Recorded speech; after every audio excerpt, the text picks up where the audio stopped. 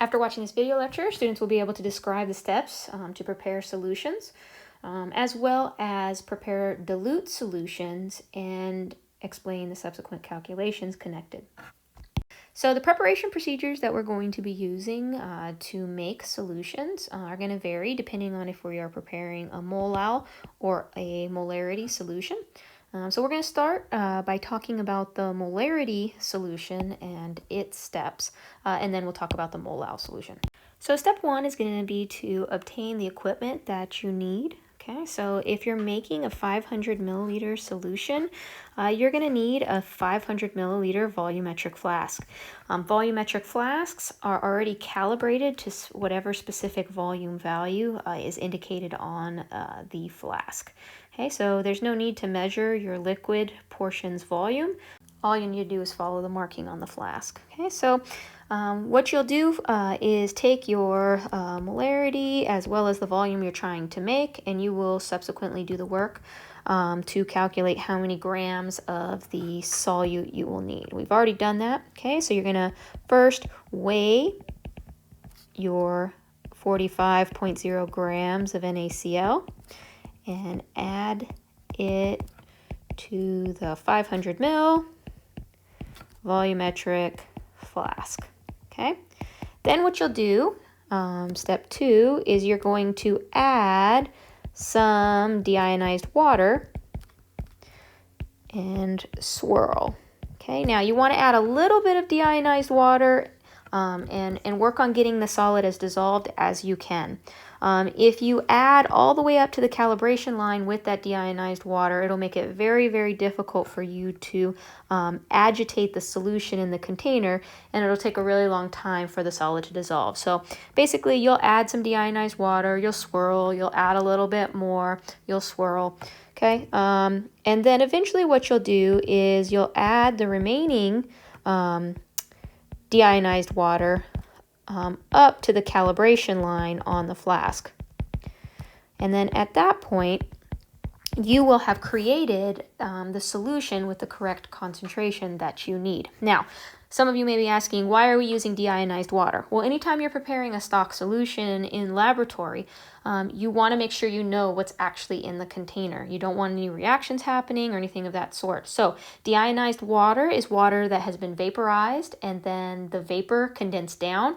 And basically what that does is it removes any ions that were picked up as it ran naturally through the ground. Okay, so basically deionized water is what you're going to be utilizing for any of your preparations. Okay, so now let's go ahead and let's look at the preparation of a molal solution. So in this context, guys, all we really care about is the quantity of our solute, its mass, as well as the relative mass of our solvent. Okay, so what we're going to go ahead and do, there's actually two ways you can go about doing this. Okay, first of all, you're going to weigh your solute, okay, and add it to your beaker. Okay, now make sure that your beaker is of adequate size to hold the approximate volume of the solution that you're going to make. Okay, now we're going to add 0.5 kilograms of water. Okay, we have multiple options here. That's a lot of mass. Most scales won't be able to manage that, but if yours can, you could go ahead and put your beaker with your solute on the scale and then just add 0.5 kilograms. The other option is for you to use the density of your solute, your solvent, to figure out how much of the liquid you need to add. Okay, so there's multiple options there, so it's kind of up to you what you want to use. But so step two, either weigh or calculate with density the volume of solvent, okay, and add it to the beaker. Okay, then swirl. Okay, now Your solvent is, in this case, water, okay? And in the case of water, I will never give you the density of water. It's assumed that you know, but if it's a different substance, then I will tell you that specifically. Okay, so this is just simple solution prep. Make sure that you're comfortable with the steps. Anytime you're saying you're adding water, please make sure that you're being specific that it's deionized water. Dilutions. Okay, so guys, dilutions are basically solutions that are prepared by adding additional water to a more concentrated mixture. Okay, and so you guys may have done this when you've made like maybe a Mio drink. You know, you have the little dropper concentrates with flavorings for your water. So basically, you know, you add a little bit of that Mio to, you know, your glass full of water, and you subsequently have a drink that, you know, tastes pretty good. So in that sense, basically, dilution is when you're adding water to make something have a lower overall concentration. Okay, so in the case of dilutions, the number of moles of solute are going to remain the same, but the volume of the solution is going to change. Okay, and that's why we can use this equation here. Remember that molarity times volume in liters is going to be equal to moles. Okay, so moles of the solution, moles in the solution that you're starting with versus the moles in the solution that you will end up with will be the same, but the concentrations will differ because of the volume. So let's go ahead and let's do some practice problems. Okay, so they ask you here what volume of 15.8 molar nitric acid is required to make 250 mils of a 6.0 molar solution. Okay, so basically they want to know the volume of this concentration of HNO3 that's going to allow me to make 250 milliliters of a 6.0 molar solution. So this is an M1V1 equals M2V2 problem. What I'll do with my M1V1 equals M2V2 is I'm going to manipulate my equation before I plug anything in. So V1 equals M2V2 over M1. Okay, and then what I'll do is I'll make sure my units match, right? We got molarity, molarity. This is milliliters, but I'm going to change that into liters so that we have everything in the correct kind of units. Okay, we're then going to plug everything in. So V1 equals M2, which is 6.0 molar, times my volume, which is 0.25 liters, all over 15.8 molar. Okay, so we're going to plug that into our calculator. That's going to give me a 0.0949. Okay, units that cancel are molarity, molarity. Liters are left over.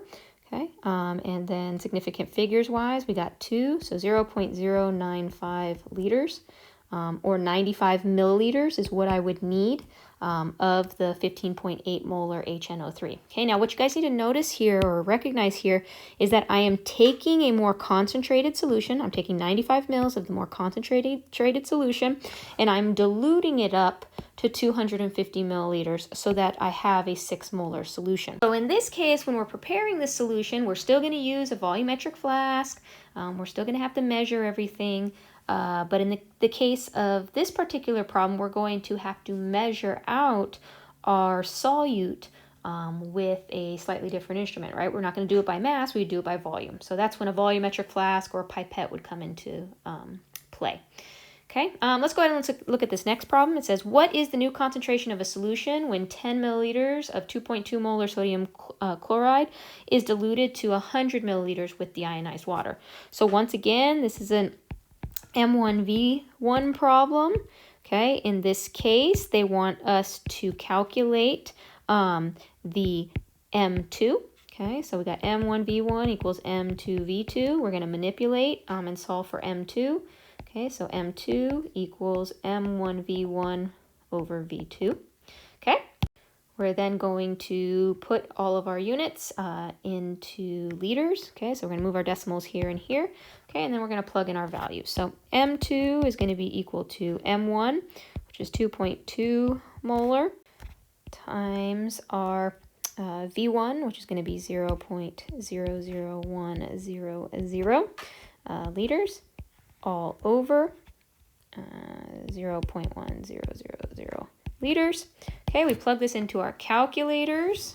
That gives us 0.022 molar as our concentration of the solution that we would create. So in this case, guys, we've taken a more concentrated solution. We've taken 10 milliliters of it, and we've diluted it up to 100 mils, and that gives us a lower concentration, but a new solution with a lower concentration. So I want to go ahead and talk about acid solution preparation, and I want to talk about it in the context of the first question on the previous slide. Okay, so basically on the last slide, we calculated that we needed 95 milliliters of our 15.8 molar HNO3 in order to create this solution here. Okay, and of course we need a 250 milliliter volumetric flask. We would measure out our 95 milliliters of the concentrated HNO3. So when we do this, or when we've shown other examples, we normally put the solute in first and then added water. But in the case of acids, when acids get dissolved in water, a lot of times they will release heat. And that heat obviously is going to be transferred into whatever gets put into the solution. So if you add the acid and then follow it up with the water, what will end up happening is that heat transfer will cause the the liquid water to vaporize, and you'll subsequently end up with splattering. And splattering and concentrated acids are no good situation. So what you would need to make sure that you do before you add your acid is that you put a little bit of water in the container. Okay, so you would add some deionized water followed by your acid, and then go through the normal dilution procedures. Okay, so we follow the little memory device here called do as you oughta, add acid to water, or I always remembered it by A&W root beer, acid to water. That's how I always remembered. But whatever you need to do, always remember that you always add acid to the water whenever you're doing these preparations.